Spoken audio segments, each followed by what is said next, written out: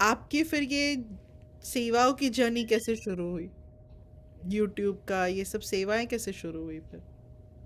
Yes yes. ये ऐसे था कि जैसे कई बार किसी भी सबसे पहले लोखंड वाला में जब मुझे ज्ञान में 1.5 साल हुआ था, तो 1.5 साल हुआ था तो बाबा ने मुझे कोर्सेज की सेवा देने लगे थे, कोर्स कराने के लिए। यानी निमित दीदियों के द्वारा कोर्स के लिए बोलती थी दीदियां, जैसे कोई खास तौर पे फिल्म इंडस्ट्री का कोई आते थे मॉडल्स, तो दीदी मुझे ही ये जिम्मेवारी दे देते थे वहां पे लोखंड वाला में कि आप इन्हें कोर्स कराओ। और जब कोर्स कराते थे तो वक्त उसके काफी रिस्पॉन्स बहुत अच्छे आते थे, लोग दीदी से जाके अप्रिशिएट करते थे कि भाई बहुत अच्छी बातें बोली या बहुत लॉजिकल चीजें समझ में आई ऐसे। तो दीदी कहते थे कि देखो बाबा आपके द्वारा बोलता है आपको, आप बहुत जल्दी मतलब सचमुच बहुत अच्छी तरह से आगे चल रहे हो, बहुत अच्छी बात है। तो एक बार ये 18 जनवरी की बात है, जो वो अव्यक्त मास होता है, उसमें सबको एक एक दिन कमेंट्री करानी थी। तो दीदी ने मुझे भी कमेंट्री कराने के लिए कहा था। तो मैं पहली बार ऐसे इतने इतने सारी आत्माओं के सामने कमेंट्री देने जा रहा था। तो थोड़ा कॉन्शियस था, इसलिए मैं पूरे दिन उस दिन मौन रहा था, मौन, तो ताकि मुझे ज्यादा अच्छी टचिंग आ सके। तो मैं वहां पे गया लोखंड वाला, अच्छे से तैयार होके कुर्ते पजामे पहन के, जो कि शायद मैं पहली बार ही पहन रहा था। सो अच्छे से सफेद कपड़े पहन के गया वहां पे। तो सभी ने बहुत अप्रिशिएट किया, अरे कबीर भाई आप तो एकदम ब्रह्मा कुमार बन गए हो ऐसे ऐसे। तो मुझे भी अच्छा लगा, तो जाके वहां बैठ गया। तो कमेंट्री चली वो, तो कमेंट्री बहुत अच्छी हुई, इवन मुझे खुद अनुभव हुआ था कि वो बहुत अच्छी थी। और सबने भी बहुत अप्रिशिएट किया था।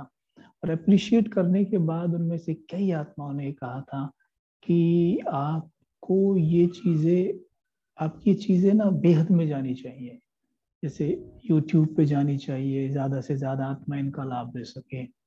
मुझे ऐसा लगता था कि और ये जाएंगे कैसे, मतलब दूर दूर तक ऐसा कुछ नजर नहीं आता था। लेकिन एक बार जब मुझे ऐसे ज्ञान में 2 से 3 वर्ष हो गए थे, सो आई थिंक मैं उस वक्त सूरत में सेवा के लिए गया हुआ था।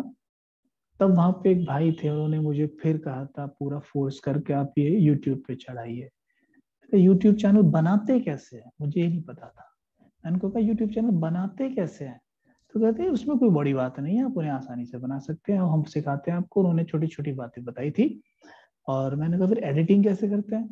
कहते ऐसे ऐसे करके ऐसे करते हैं, उन्होंने थोड़ा थोड़ा बताया था। फिर हम जब घर पे आए तो हमने वो यूट्यूब से सीखा, यूट्यूब में टाइप करके कि यूट्यूब चैनल कैसे बनाते हैं और एडिटिंग कैसे करते हैं। इससे जल्दी अंदाजा हो गया। फिर जो भी कमेंट्री कहीं भी कोई कराता था, तो हम उसको क्या है, पहले तो खुद ही करते थे, तो यूट्यूब पे चढ़ा देते थे।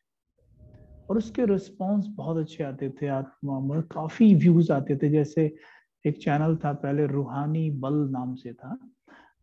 तो उसमें जब कमेंट्रीज चढ़ती थी तो व्यूज बहुत ज्यादा थे, मतलब जैसे 10-10, 15-15, 20-20 लाख व्यूज भी थे कई कमेंट्रीज पे।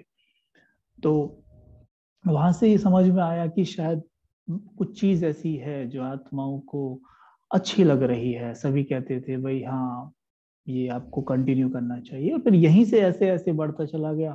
फिर जैसे किसी दीदी ने, किसी सेंटर की दीदी ने बोल दिया कि आपको अब चेहरे के साथ आना चाहिए, या आपको कुछ ज्ञान भी सुनाना चाहिए, तो उनकी बात समझ में आ गई, तो फिर ऐसा कर दिया। बी के कबीर चैनल है वो बना।